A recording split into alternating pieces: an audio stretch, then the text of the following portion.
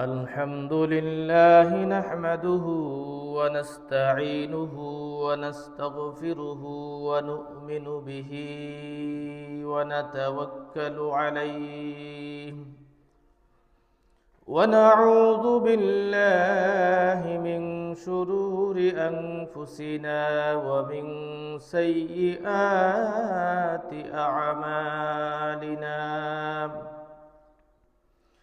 من يهدي الله فلا مضل له ومن يضلله فلا هادي له ونشهد أن لا إله إلا الله وحده لا شريك له ونشهد أن سيدنا وسندنا وحبيبنا ومولانا محمدا عبده ورسوله الذي أرسل إلى الناس كافة بشيرا ونذيرا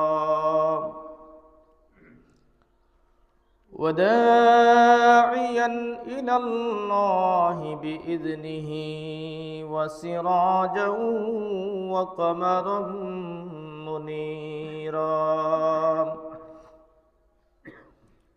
فقد قال الله تعالى في كلامه المجيد وفي فرقانه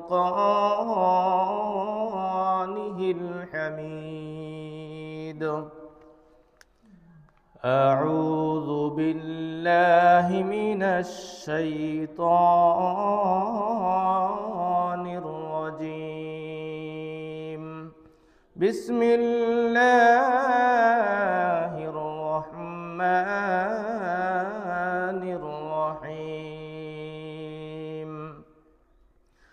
إنما حرم عليكم الميتة والدم ولحم الخنزير وما أهل به لغير الله فمن اضطر غير باغ ولا عاد فلا إثم عليه إن الله غفور رحيم إن الذين يكتمون ما أنزل الله من الكتاب ويشترون به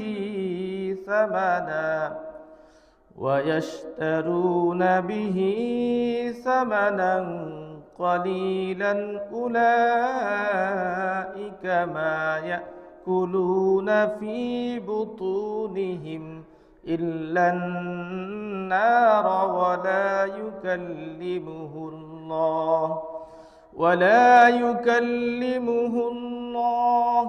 ولا يكلمهم الله يوم القيامة ولا يزكيهم ولهم عذاب أليم صدق الله المولانا العظيم وقال رسول الله صلى الله عليه وسلم إن الله فرض فرائض فلا يتضوعوها وحد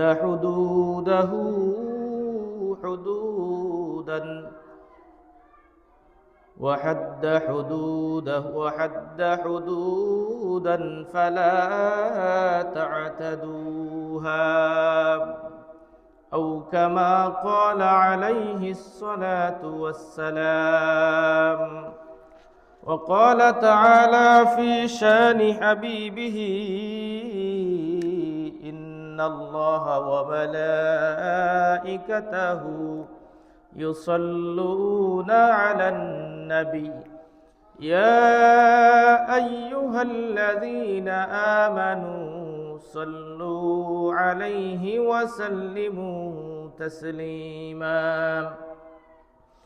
اللهم صل على سيدنا ونبينا وشفيعنا وحبيبنا ومولانا محمد صلى الله عليه وعلى آله وأصحابه وبارك وسلم أستغفر الله الذي لا إله إلا هو الحي القيوم وأتوب إليه لا حول ولا قوة إلا بالله العلي العظيم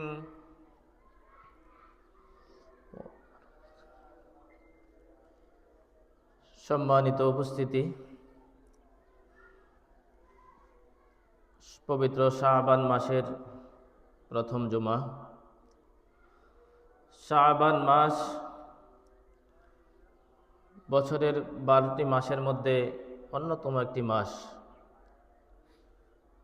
কারণ শাবান মাস যখন চলে আসে তখন রমজান একদম নিকটে চলে আসে। আর আল্লাহ রসুল সাল্লাল্লাহু আলাইহি ওয়াসাল্লাম যখন রমজান মাস আসতেন তখন তিনি শাবান মাস আসতেন তখন তিনি রমজানের প্রস্তুতি নিতেন। এই শাবান মাস থেকে আমাদেরকে রমজানের প্রস্তুতি নিতে হবে। তো শাবান মাস হলো মুকদ্দিমাতু রমাদান, রমজানের শুরু, রমজানের সূচনা, রমজানের প্রস্তুতিমূলক দিন। তাই আমাদেরকে পবিত্র রমজান মাসের প্রস্তুতি নেওয়ার জন্য এই শাবানকে বেশি বেশি গণনা করতে হবে, বেশি বেশি হিসাব করতে হবে এবং এই শাবান মাস থেকেই আমাদের ঈমান এবং আমলকে আরো সুন্দর এবং মজবুত করতে হবে। কারণ রমজান আসার আগেই আমাদেরকে রমজানের প্রস্তুতি নিতে হবে, আর প্রস্তুতির সময়টাই হলো এই শাবান মাস। অনেকেই গ্রামগঞ্জের মানুষেরা বা সাধারণ মানুষেরা বা মহিলারা বলে থাকে যে রমজান আসতেছে, রমজানের আগের মাস হলো শাবান মাস। এই শাবান মাসটাকে তারা বাংলায় সাবান বানায় ফেলায়, যে রমজান আসার আগে এই শাবান মাসের মাধ্যমে সাবান দিয়া কাপড় ধোয়ার মতো আমাদের অন্তরকে ধুইতে হবে, আমাদেরকে পরিষ্কার করতে হবে।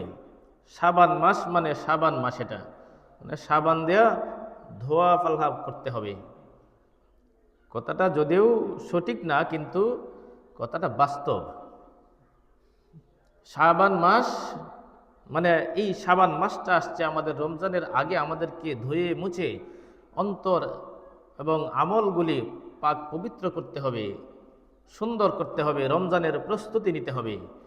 যত প্রকার নেফাকি আছে সকল প্রকার নেফাকি থেকে আমাদেরকে মুক্ত হতে হবে এই শাবান মাসের মাধ্যমে। এই জন্য এই শাবান মাসে বেশি বেশি রোজা রাখা। বেশি বেশি রোজা রাখলে কি হবে? বেশি বেশি রোজা রাখলে রমজানের রোজাটা রাখা সহজ হবে, সাহস বাড়বে এবং আমলটা সুন্দর হবে। আমলটা সুন্দর হওয়ার কারণে, অর্থাৎ মানুষ বেশি বেশি নেক আমল করে, বেশি বেশি দোয়া করে, বেশি বেশি তাওবা ইস্তিগফার করে, সেই মানুষের অন্তরটা পরিষ্কার হয়ে যায়। এই জন্য এই মাসটার নাম শাবান মাস বলে থাকে। কথাটা চমৎকার মিল আছে। আর অন্তর যখন পরিষ্কার হবে, ভালো ভালো কাজ যখন বেশি করা হবে, হালাল হারাম যখন চেনা হবে, নেকের কাজ যখন বেশি করা হবে, তখন অন্তর পরিষ্কার হবে। আর অন্তর যখন পরিষ্কার হবে, তখন ওই পরিষ্কার এবং সুস্থ অন্তরের মধ্যে ভালো কাজ করতে বেশি ভালো লাগবে। রমজানের রোজা রাখতে খারাপ লাগবে না, কষ্ট লাগবে না, কষ্ট অনুভব হবে না। এমনকি রমজান মাসটাতে বেশি বেশি ইবাদত বন্দেগী করার মতো সৌভাগ্য অর্জন হবে। কারণ যে যত বেশি ইবাদত বন্দেগী করে তার তত বেশি ইবাদত করতে মন চায়, আর যে যত বেশি কম ইবাদত বন্দেগী করে তার অন্তর মারা যায়, তার অন্তরে মরিচিকা ধরে, তার অন্তর অপরিষ্কার থাকে, যেই কারণে তার কাছে ইবাদত বন্দেগী ভালো লাগে না। ইবাদত বন্দেগী না করেও, ফরজ নামাজ না পড়েও সে বলে আমি তাদের আগে জান্নাতে যাব যারা নামাজ পড়ে না। নামাজ না পড়লে কি হবে? আমার ঈমান শক্ত আছে নামাজের চেয়ে বেশি। অবান্তর কথা, বুকামি কথা। যদি বিশ্বাস না হয় তো দেখেন, যারা 5 ওয়াক্ত নামাজ পড়ে তারাই কিন্তু তাহাজ্জুদ পড়ে, তারাই চাস্ত পড়ে, আওয়াবিন পড়ে, ইশরাক পড়ে। আর যারা 5 ওয়াক্ত নামাজই পড়ে না, ফরজ নামাজই পড়ে না, তারা তো এগুলোর প্রশ্নই আসে না, মসজিদের দ্বারে কাছেও যায় না। যারা নামাজ পড়ে, রোজা রাখে, তারা নফল রোজা রাখে, তারা নফল নামাজ পড়ে, কোরআন তেলাওয়াত করে, তাসবিহ তাহলিল করে, জিকির করে, এমনকি তারা বেশি বেশি দান খায়রাত করে, বেশি বেশি সদকা করে, বেশি বেশি আল্লাহর কাছে দোয়া করে, তওবা করে, ইস্তেগফার করে বেশি বেশি। কি বলেন?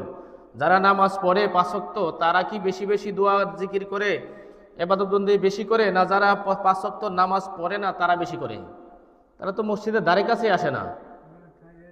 কিছু আছে তারা সারা বছরে একবারের সুযোগের অপেক্ষায় থাকে, কখন শবে বরাত আসবে, সারা জীবনের গুনাহ মাফ করে সারা বছরের সওয়াব নিয়ে তারপরে বস্তা বান্ধে বাড়িতে নিয়ে চলে যাব, এরকম ধান্দায় থাকে। কখন শবে কদর আসবে, 1 বছর পরে ঘুরে শবে কদরের দিন মসজিদে যাব, যায়া সারা রাত ইবাদত করে তারপরে সবের বস্তা নিয়ে বাড়িতে চলে যাব, সারা জীবনের গুনাহ মাফ করায়া। এরকম সুযোগ সন্ধানী মুসলমানও আছে, কোনো লাভ নাই। যে ব্যক্তি ফরজ নামাজ আদায় করে না, 5 ওয়াক্ত ফরজ নামাজ পড়ে না, তার এই নফল ইবাদত বন্দেগীতে, নফল রাত্রে জাগরণে, নফল রোজাতে কোনো ফায়দা নাই। কারণ তলা ছাড়া পাত্রের মতো, তলা ছাড়া পাত্রের মধ্যে যেমন কোনো কিছু রাখলে থাকে না, ঠিক তেমনিভাবে আপনার যদি ফরজ আমল যদি না থাকে, নফল আমল দিয়ে আপনার কিচ্ছু হবে না। এই জন্য রমজান আমাদের কাছে চলে আসছে, রমজানের জন্য প্রস্তুতি নিতে হবে এবং আমাদেরকে পাক পবিত্র হতে হবে, আমাদের শরীরটাকে হালাল উপার্জন দ্বারা সাজাতে হবে, আমার শরীরটাকে, দেহটাকে হারাম থেকে বেঁচে রাখতে হবে। হালাল এবং হারাম, ইসলামের একমাত্র সবচেয়ে গুরুত্বপূর্ণ জিনিস হলো হালাল হারাম। ধর্মের বিষয়টাই হলো হালাল হারাম। কারণ প্রত্যেকটা কাজ করার সময় আপনি যে কোনো কাজ করবেন, যে কোনো ইনকাম করবেন, যে কোনো খাবার খাবেন, সবার আগে একজন মুসলমানকে দেখতে হবে আমার এই কাজটা, এই খাবারটা, এই কথাটা হালাল না হারাম। হালাল হারাম হলো ধর্মের নামেই হলো হালাল হারাম, ধর্মের মূল ভিত্তি হলো হালাল হারাম।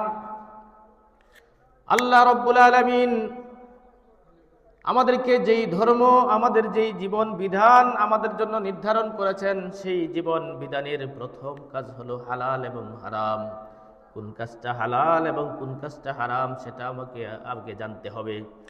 কারণ জানার মাধ্যম হলো একমাত্র পড়া, জানার মাধ্যম হলো একমাত্র শিক্ষা করা। এই জন্যই আল্লাহ রাব্বুল আলামিন এই কোরআনে কারীম নাজিল করার আগে সর্বপ্রথম যে ওহী নাজিল করেছিলেন, সেই ওহীর প্রথম বাণী হলো ইকরা বিসমি রাব্বিকাল্লাযী খলাক। পড়ো তোমার সেই প্রভুর নামে যিনি তোমাকে সৃষ্টি করেছেন। প্রভুর নামে কি পড়বে? আল্লাহ তাআলার দেওয়া জীবন বিধান, নিয়ম কানুন, আইন শৃঙ্খলা, হালাল হারাম জানতে হলে পড়তে হবে, শিখতে হবে এবং ইসলামের ভিতরে থাকতে হলে অবশ্যই হালাল এবং হারামকে জানতে হবে। এই জন্যই পড়ার কথা বলা হয়েছে। পড়ো কি পড়বে? তোমার আল্লাহ তাআলার হুকুম বিধান পড়ো, তোমার আল্লাহ তাআলার জীবন বিধানের যে নিয়ম শৃঙ্খলা আছে সেইগুলি পড়ো। সেইগুলি যদি না পড়ো তাহলে অন্ধের মতো, মূর্খের মতো ইসলাম মানার কোনো সুযোগ নাই। আর সেটা জানার জন্যই, হালাল এবং হারাম জানার জন্যই পড়ালেখা, পড়াশোনা। জানা ছাড়া মানার কোনো দাম নাই। আগে জানতে হবে, তারপরে মানতে হবে। কারণ দেখুন, কোরআনে কারীমের মধ্যে যে আয়াতগুলি নাজিল হয়েছে, ইকরা দিয়া শুরু হয়েছে, পড়া দিয়া শুরু হয়েছে, তারপরে এক এক করে এক একটা বিধান আমাদের উপরে অর্পিত হয়েছে, নাজিল হয়েছে, ফরজ করা হয়েছে। যেমন আমাদের সামনে যে রোজা আসতেছে, এই রোজার বিধান কখন আসছে? আরো অনেক পরে। নামাজের বিধান আরো অনেক পরে আসছে, হজের বিধান আরো অনেক পরে আসছে। এইগুলি হলো ইসলামের মূল স্তম্ভ। এই স্তম্ভগুলি পরে আসছে, আগে জানানোর কথা বলা হয়েছে, পড়ার কথা বলা হয়েছে। এই জন্য হালাল এবং হারামকে আপনার জীবনে সবচেয়ে বেশি গুরুত্ব দিতে হবে। আল্লাহ তাআলা হালাল এবং হারামকে চেনার জন্য আল্লাহ রাসূল সাল্লাল্লাহু আলাইহি ওয়াসাল্লামের একখানা ছোট্ট হাদিস আপনাদের সম্মুখে তেলাওয়াত করেছি, উপস্থাপন করেছি। আল্লাহ রাসূল সাল্লাল্লাহু আলাইহি ওয়াসাল্লাম বলেন, ইন্নাল্লাহা ফারাদা ফারাইদ ফালা ইয়াতাদাওউহা। আল্লাহর নবী রাসূল আকরাম সাল্লাল্লাহু আলাইহি ওয়াসাল্লাম বলেন, নিশ্চয় আল্লাহ তাআলা কিছু ফরজ তোমাদের জন্য নির্ধারণ করেছেন, কিছু ফরজ বিষয় তোমাদের উপর অত্যাবশ্যকীয় করেছেন, অর্থাৎ কিছু কাজ তোমাদের জন্য আবশ্যকীয় করেছেন, ফরজ করেছেন, ওয়াজিব করেছেন, অবশ্য করণীয় পালনীয় করেছেন। ফালা ইয়াতাদাওউহা, সেইগুলি তোমরা নষ্ট করে দিবে না, সেইগুলি তোমরা নষ্ট করবে না, সেইগুলি তোমরা অমান্য করবে না, সেইগুলি তোমরা কটাক্ষ করবে না, সেইগুলিকে তোমরা ওভারটেক করবে না।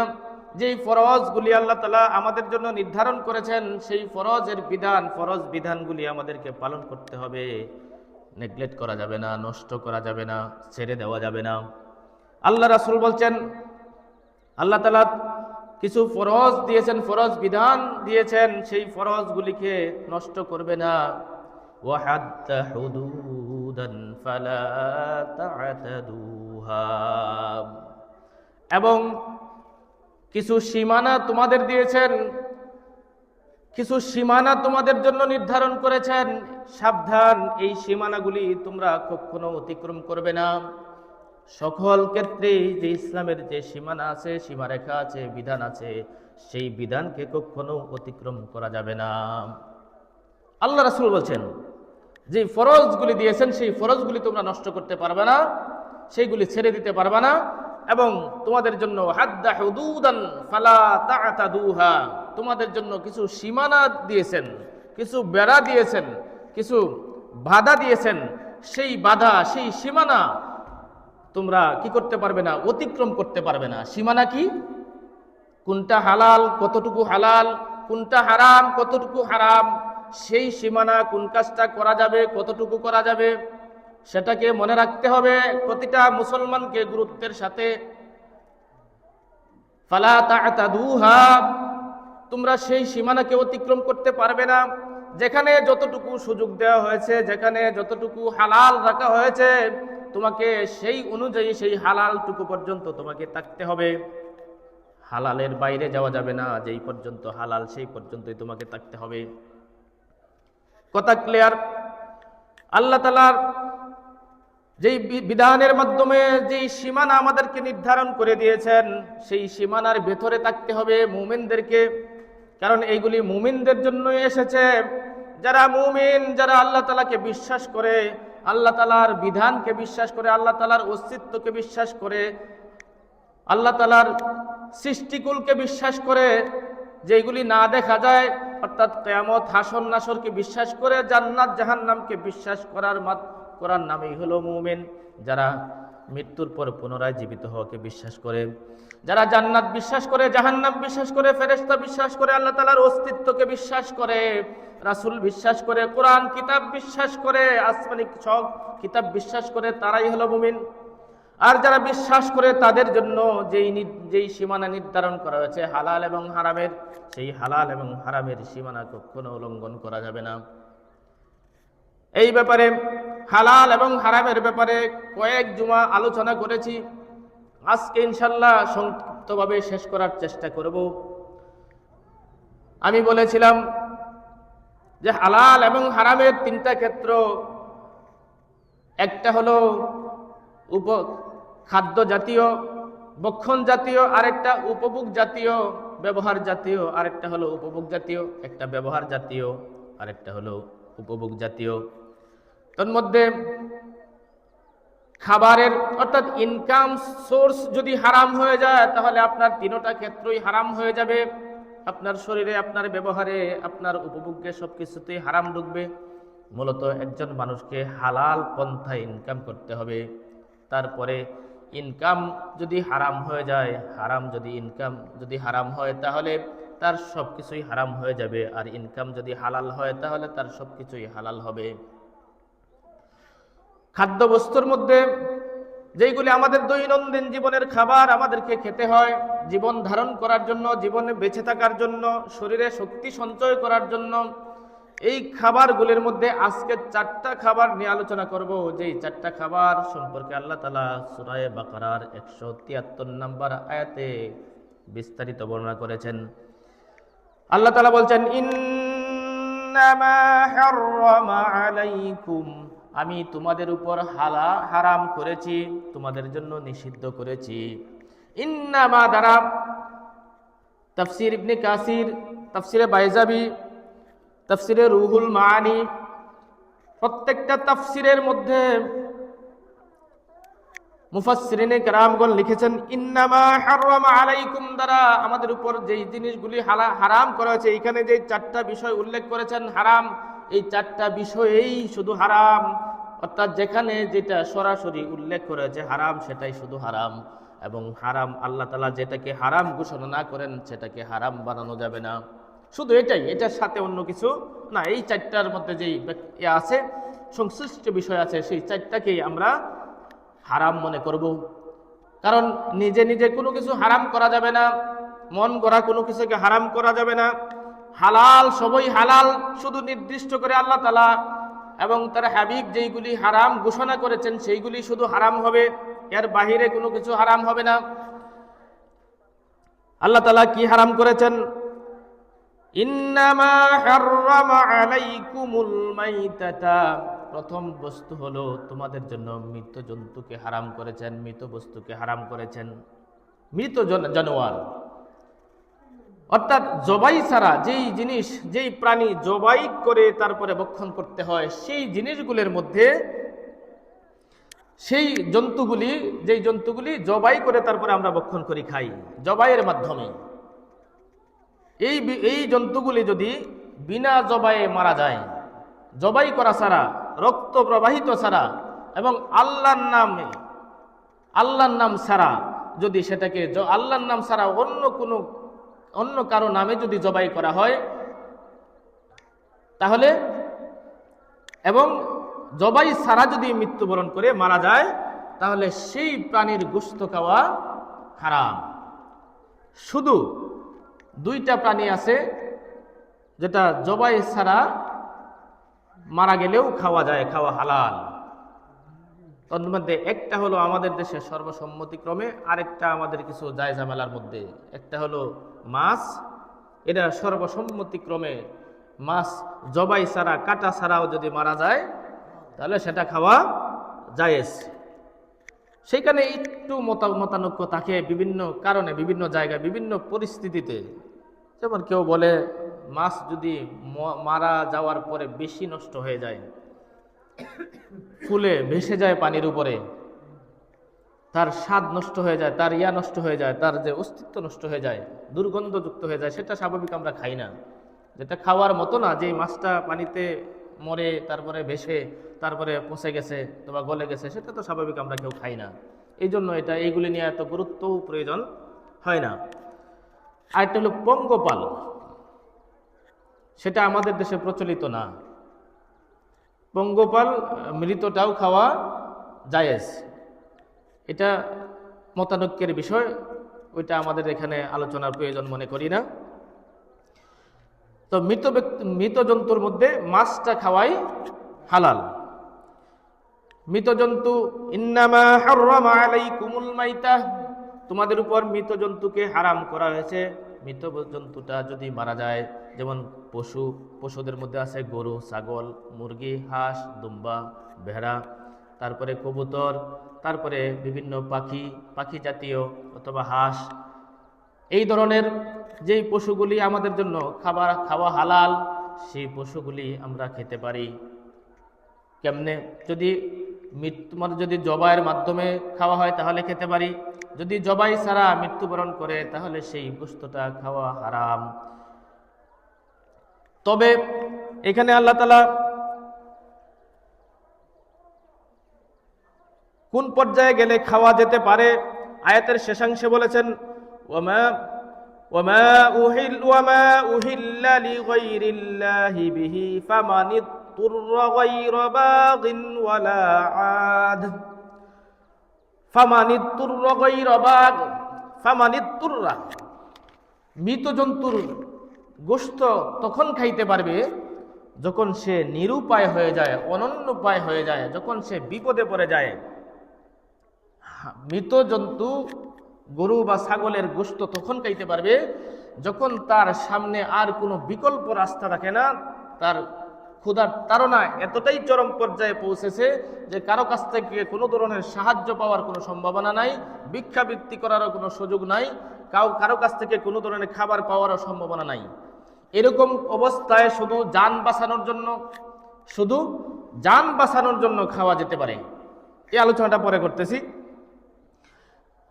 মৃত জন্তু ওয়াদ্দামা, এবং রক্ত, প্রবাহিত রক্ত হারাম করেছেন। মাইতা, মৃত জানোয়ার, মৃত জন্তু, ওয়াদ্দামা, রক্ত। আর এই রক্তটার অর্থ হলো প্রবাহিত রক্ত, প্রবাহন রক্ত, যেই রক্ত জবাই করার পরে বের হয়, এরকম ধরনের রক্ত খাওয়া আল্লাহ তাআলা সম্পূর্ণরূপে হারাম করেছেন। রক্ত ভক্ষণ করা কি হারাম। তবে সামান্য লেগে থাকা রক্ত, যেরকম কলিজার সাথে অনেক সময় থাকে, হাড়ের ভিতরে থাকে, কলিজার ভিতরে থাকে, গিলার ভিতরে থাকে, প্লিহার ভিতরে থাকে, এই সামান্যতম যেটা ধোয়ার পরেও যায় না বা ভুলক্রমে কোনোভাবে সেটা রয়ে গেছে, এইরকম ধরনের রক্তটা খাওয়া জায়েজ। কিন্তু প্রবাহিত রক্ত, যেটা প্রবাহন রক্ত, জবাই করার পরে যেটা বের হয় সরাসরি রক্ত, অনেক দেশে, অনেক জায়গায়, অনেক জাতি রক্ত তারা খায়, তারা রক্তকে জমাট বাঁধায় তারপরে বিভিন্নভাবে প্রসেসিং করে রক্তটা খায়, এটা সম্পূর্ণভাবে হারাম, সম্পূর্ণভাবে হারাম। রক্ত খাওয়া যাবে না। হ্যাঁ, যেটা হাড়ের সাথে, অনেক সময় হাড়ের ভিতরে থাকে, কলিজার ভিতরে থাকে, বা গিলার ভিতরে থাকে, প্লিহার ভিতরে থাকে, এরকম ধরনের যদি ভিতরে থাকে, যেটা ধোয়ার পরেও যায় নাই, কোনোভাবে চলে গেছে বা লেগে গেছে, সেটা হারাম হবে না।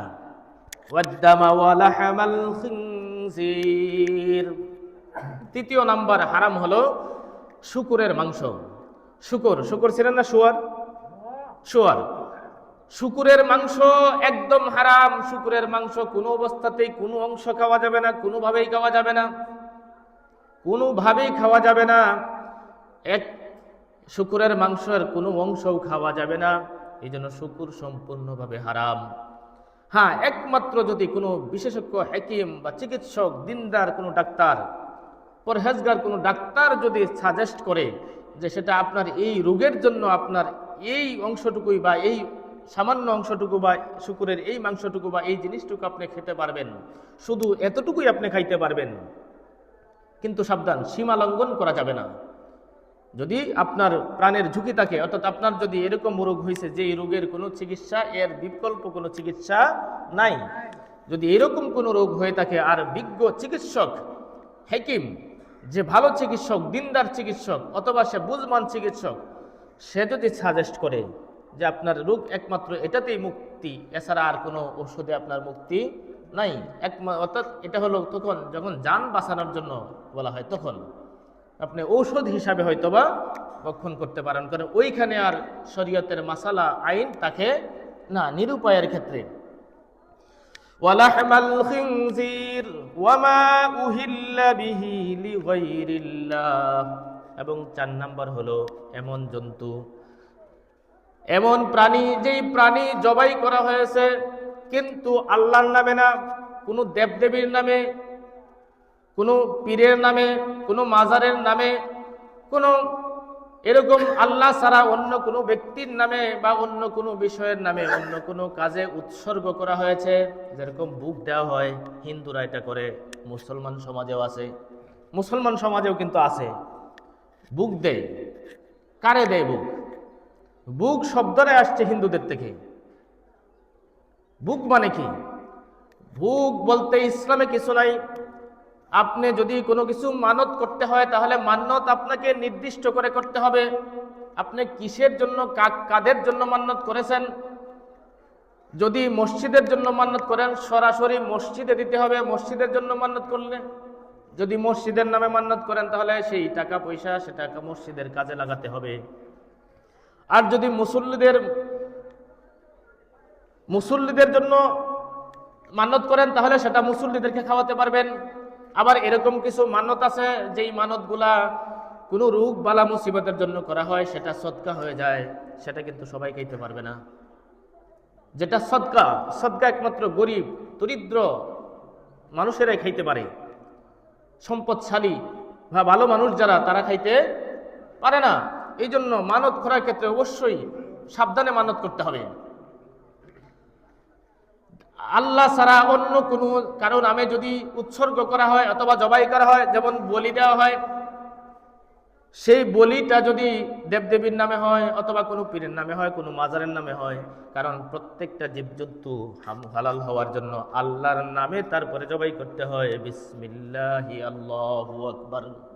আপনি একটা মুরগি জবাই করলেও বিসমিল্লাহি আল্লাহু আকবার কমপক্ষে বলে নিতে হবে। একটা গরু জবাই করেন, ছাগল জবাই করেন, যে কোনো জিনিস জবাই করেন, হালাল পশু জবাই করেন, কিন্তু আবার হারাম পশু না। শুকর যদি আবার বিসমিল্লাহি আল্লাহু আকবার বলে জবাই করেন তাহলে কি জায়েজ হবে? জায়েজ তো হবেই না, আপনার ঈমানটাই চলে যাবে সাথে সাথে। খাওয়া তো যাওয়া জায়েজ না জায়েজ পরের কথা। শুকর যদি কেউ এরকম, কুকুর যদি কেউ এরকম, শিয়াল যদি কেউ বিসমিল্লাহি আল্লাহু আকবার বলে জবাই করে তাহলে ঈমান চলে যাবে, কাফের হয়ে যাবে সাথে সাথে। কারণ হারাম যেই জিনিস আল্লাহ তাআলা হারাম নিজে স্বয়ং হারাম করেছেন, সেই জিনিস আপনি যদি আবার খাইতে চান, একে তো আপনি সীমা লঙ্ঘন করলেন, অপরাধ করলেন। দ্বিতীয় অপরাধ করলেন, আপনার সাথে আপনি আল্লাহর সাথে রসিকতা করলেন। কারণ আল্লাহ যেই জিনিসটা হারাম করেছেন সেটা আবার আল্লাহর নামেই জবাই করলেন। তো যদি যেগুলি বিভিন্ন উপাসনালয়ে অর্থাৎ বিধর্মীদের উপাসনালয়ে জবাই করা হয়, পাঠা বলি দেওয়া হয়, ছাগল বলি দেওয়া হয়, অথবা এরকম প্রাণী যেখানে বলি দেওয়া হয় আল্লাহর নাম ছাড়া অন্য কারো নামে, ওই প্রাণীগুলির গোশত খাওয়া সম্পূর্ণরূপে হারাম, সম্পূর্ণভাবে হারাম। এবং যেই অনুষ্ঠান নাজায়েজ হারাম মুসলমানদের জন্য, সেই অনুষ্ঠানে যাওয়াও হারাম, এবং সেই অনুষ্ঠানের খাবারগুলি পর্যন্ত ভক্ষণ করা হারাম। অনেকেই যায় দেখবেন হিন্দুদের পূজার সময় হিন্দুদের চাইতে মুসলমানের সংখ্যা বেশি হয়ে যায়। কি জানি বলে ওই খাবারটারে, হ্যাঁ, প্রসাদ। প্রসাদ খাওয়ার জন্য সিরিয়াল ধরে মুসলমানরা যায়, কপাল পুরা মুসলমান, কপাল পুরা মুসলমান, কপাল পুরা মুসলমান। একজন মুসলমান হইয়া, ইমানদার হইয়া এই শিরকি কাজের মধ্যে কিভাবে তুমি আনন্দের সাথে যায় তুমি উপভোগ করতে পারো? যদি কখনো কোনো ব্যক্তি যদি সেইখানে যায়, এখানে অশ্লীল গান হয়, সেখানে অশ্লীল এই শিরকি গান হয়, আর ওই সমস্ত গানের তালে তালে কখনো যদি কোনো শিরকি গানের সাথে কেউ যদি তাল মিলায়, কেউ যদি শব্দ করে, কেউ যদি আনন্দ প্রকাশ করে, উল্লাস প্রকাশ করে, সাথে সাথে ঈমানটা চলে যাবে, সাথে সাথে ঈমানটা চলে যাবে। একটা গান আছে, কিছুদিন আগে খুব শুনতাম শহর বন্দরে, বহুত প্যার করতি হে তুমকো সনম। গানটা খুব চলতো, বহুত প্যার করতে তুমকো সনম। এটা হিন্দুদের একটা গান। সনম মানে মূর্তি, সনম মানে মূর্তি, প্রতিমা। সে গানের সুরে বলতেছে যে তোমাকে অনেক ভালোবাসি হে প্রতিমা, হে মূর্তি, তোমার মূর্তিকে আমি অনেক ভালোবাসি। এই কথার সাথে কেউ যদি একমত হয়, আনন্দ দেয়, আনন্দ পায়, উৎফুল্ল হয়, তার যদি সাড়া দেয়, তাহলে এই লোকটার সাথে সাথে ঈমান চলে যাবে। শুধু এটা না, ঈমান যাওয়ার জন্য অনেক গান আছে। কয়েকদিন আগে শুনলাম একজন বক্তা সুন্দর ওয়াজ করতেছে, খুব ভালো লাগছিল। মা বাবার ওয়াজ করে বেশি, মারা গেছে, আল্লাহ তাআলা তাকে মাফ করুক। যদিও শিরকি কথা আল্লাহ তাআলা মাফ করবেন না, তাওবা ছাড়া। হঠাৎ করে মানে ওয়াজের ভেতরে কিছু গান গায়, মানে কিছু কবিতা বলে, ভালোগুলো তো ভালো, কিন্তু হঠাৎ করে শুনতেছি একটা গানে টান দিছে, অর্থাৎ একটা গান না, এটা ইসলামী গানেই বলেন, এরকম একটা টান দিছে যে খাজা বাবার নাম জপিলে, গাউসে পাকের নাম জপিলে আল্লাহ পাওয়া যায়। গাউসে পাকের নাম জপিলে আল্লাহ পাওয়া যায়। গাউসে পাক কাকে বলে জানেননি? গাউসে পাক যাকে বলা হয় তিনি হলেন আব্দুল কাদের জিলানী রহমতুল্লাহি আলাইহি। আব্দুল কাদের জিলানীর নাম জপলে নাকি আল্লাহ পাওয়া যায়। এরকম অনেক ঘটনা আছে, এরকম অনেক গান আছে। আরেকটা শুনছিলাম এরকমই, গাউসে পাকের ছেলে দিছে নাকি, এরকম মানে ছেলে দেয় মেয়ে দেয় গাউসে পাকে। গাউসে পাকের কাছে বললে ছেলেও দিতে পারে মেয়েও দিতে পারে। নাউযু বিল্লাহি মিন যালিক, সরাসরি শিরক, শিরকে জলি।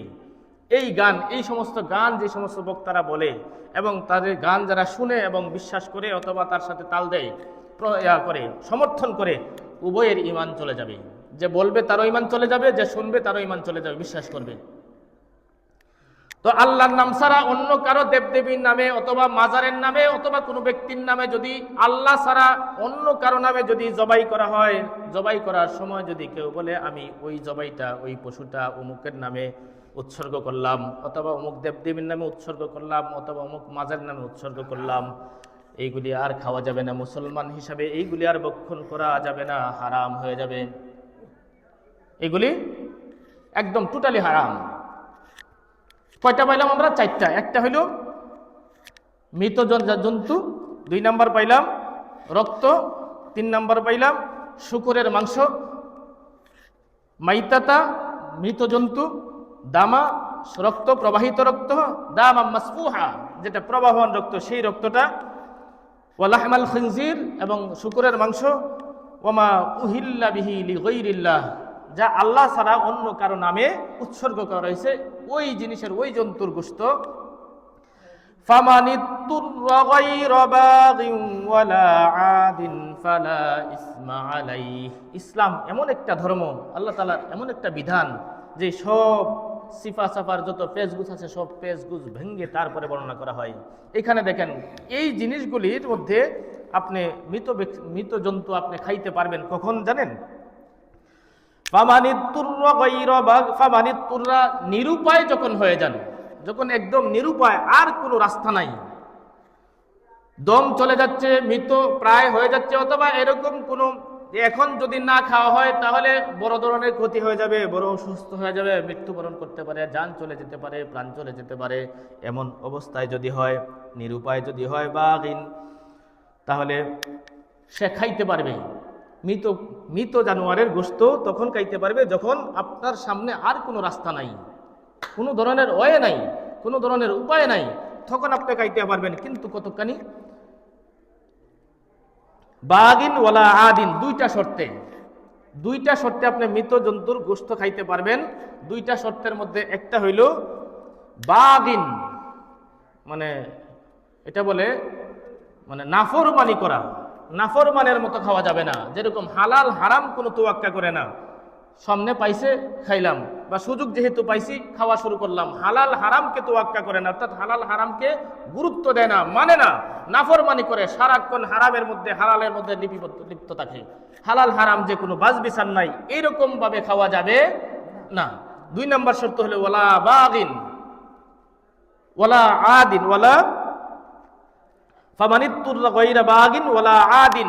2 নাম্বার হলো সীমা লঙ্ঘন করা যাবে না, সীমানা অতিক্রম করা যাবে না। এখানে মুফাসসিরিনে কেরাম এবং ফুকাহায়ে কেরাম সীমানা নির্ধারণ করে দিয়েছেন। সীমানাটা হলো ততটুকু খেতে পারবে যতটুকু খেলে তুমি মারা যাবে না, যতটুকু খেলে তোমার জীবন শুধু বাঁচবে। পেট পূর্তি করে খাওয়া যাবে না, পেট ভরে খাওয়া যাবে না, যাক যেহেতু সামনে আসছে, যেহেতু পেয়ে ফেলছি, যেহেতু খাওয়া জায়েজ হয়ে গেছে আমার এখন, তাহলে পেটটা ভালো করে ভরে খাই, যেহেতু সুস্বাদু মনে হচ্ছে, স্বাদ লাগতেছে, খাইতে থাকি, পেট ভরে খাই, সেটা হবে হারাম। 2-3 টুকরা 4 টুকরা, অর্থাৎ 2-4 টুকরা খাইয়ে তারপরে পানি পান করার পরে সে অন্তত আরো 1-2 দিন বেঁচে থাকতে পারবে, এতটুকু পর্যন্ত খাইতে পারবে। আর কখন খাইতে পারবে? মন চাইলেই না, একটু সামান্য ক্ষুধা লাগছে তখনই না, যখন আপনার জান বের হয়ে যায় এরকম অবস্থা, অথবা আপনার ঘরে ছোট ছোট বাচ্চারা আছে, ছোট বাচ্চারা কান্নাকাটি করতেছে, খাদ্যের জন্য অভাব, 2 দিন 3 দিন হয়ে যাচ্ছে, আর কোনোভাবে বাচ্চাদেরকে মানানো যাচ্ছে না, ছোট বাচ্চা, তারা বুঝতেছে না, বোঝানো সম্ভব হচ্ছে না, তখন যায় আপনার বাচ্চার জীবন বাঁচাইতে যায় তখন সামান্য মৃত জানোয়ারের গোশত পাক করে তাদেরকে 2-1 টুকরা খাওয়ায়া অন্তত জানটা বাঁচাইতে পারেন। এতটুকু পর্যন্ত সীমানা, এর বেশি যদি খায় পেট ভরার জন্য তাহলে সেটা হয়ে যাবে হারাম। ফামানিত্তুররা গায়রা বাগিন ওয়ালা আদিন ফালা ইসমা আলাইহি, এতটুকু যদি করে, যদি নাফরমানির নিয়তে না খায়, অর্থাৎ হালাল হারাম তুয়াক্কা করে খায়, যতটুকু আল্লাহ তাআলা অনুমতি দিয়েছেন ততটুকু খায় এবং সীমা লঙ্ঘন না করে, তাহলে আল্লাহ তাআলা বলছেন ফালা ইসমা আলাইহি, তাহলে তার জন্য কোনো পাপ হবে না, তার জন্য কোনো গুনাহ হবে না। ফালা ইসমা আলাইহি ইন্নাল্লাহা গফুরুর রহিম, নিশ্চয়ই আল্লাহ তাআলা ক্ষমাশীল এবং দয়ালু। আল্লাহ তাআলা চান না যে তোমার আল্লাহ তাআলার বিধান মানতে যায় তুমি ক্ষতিগ্রস্ত হয়ে যাও, তুমি বড় ধরনের রোগে আক্রান্ত হয়ে যাও অথবা মৃত্যুবরণ করো, এটা আল্লাহ তাআলা চান না। এর মাধ্যমে প্রমাণ করে যে ইসলামী শরিয়া প্রত্যেকটা মানুষের জীবনের সকল সমস্যাকে সুন্দরভাবে সুনিপুণভাবে সমাধান করে, কারো প্রতি জুলুম করে না, কাউকে কষ্ট দেওয়ার জন্য নয়। ইসলামী শরিয়া হলো প্রত্যেকটা উপকারের জন্য, মানুষের উপকারের জন্য। আল্লাহ তাআলা আমাদের